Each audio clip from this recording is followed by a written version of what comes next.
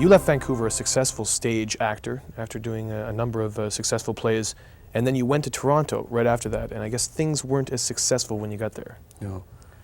No, I'd done quite a lot of stage work when I was out here, and I really wanted to do more television and film work, and at the time there wasn't any out here in Vancouver, and if there was, it would be one of a crowd, you know.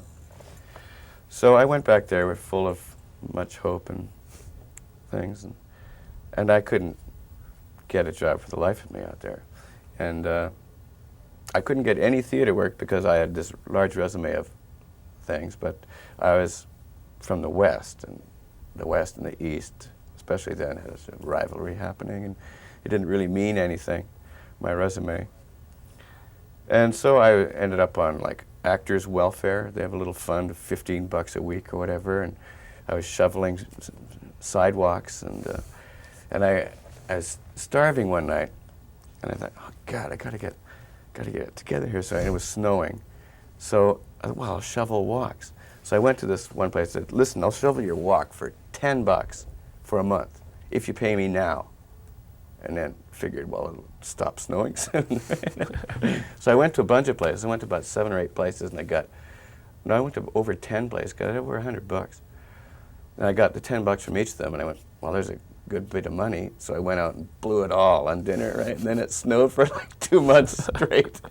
So I had to work. You're the busiest and poorest man in Toronto at that point. Yeah. But I couldn't get anything happening, and then I got Suzanne and a bunch of films back to back. And then I went back to the theater to try and get more work, and it was like, well, you're not a stage actor, you're a film actor. So I haven't done a film or a stage work in Toronto at all, ever. How did you make the transition from the guy shoveling Toronto's walks to Suzanne? Oh, it was great, because I was living in a small apartment above this store on Yorkville Avenue, which is a trendy street in Toronto. And I'd be shoveling all these store walkways and things. And then I got this job, and they'd look out and they'd see this rubby out there shoveling their walk. And then the next day, they looked out and this long black limousine rolls up. And I go, ooh, what's happening? Who's that for? And then I come down the stairs and really take my time getting into it. You know, I'm looking around and get into this car and get whisked off. No shovel in hand. No. Now, you were in Agnes of God as well, and you told me earlier that you had more of a role, but it was cut down, I guess, in the editing room. What was it like acting with Jane Fonda and Anne Bancroft?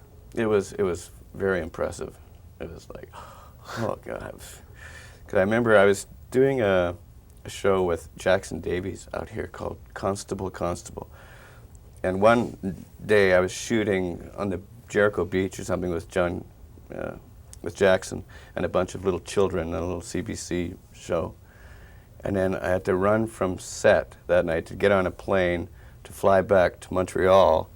And the next morning, with all the time warp and everything like that, I was sitting in a car with Jane Fonda necking. And I was going, oh God, I was just mind blown. Jane Fonda, I mean, it all happened so quickly, and I look over and there's Jane Fonda, who you look twice and she looks like her dad. I mean, she really does. Yeah, but she's really nice and really professional, but I was just blown away. Were you nervous at all? Oh yeah, I was terrified.